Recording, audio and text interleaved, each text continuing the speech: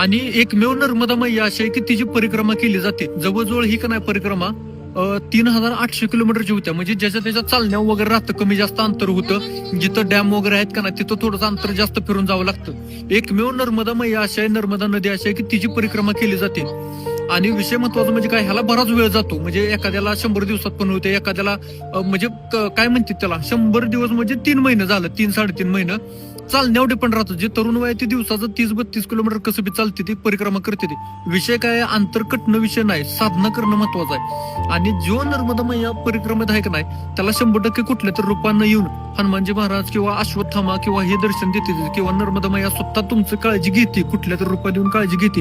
असं नाही की एक दिवस तुम्हाला उपाशी मारते किंवा काय, असे भानगडच नाही अजिबात. ज्यांनी परिक्रमा करून आलेत का नाही त्यांच्या तोंडून एकदा तुम्ही ऐका की साधना काय असते, भक्ती काय असते, मंत्रसेवा काय असते आणि नर्मदा नदी स्नान काय असते, किती पुण्य भेटतंय. आता विषय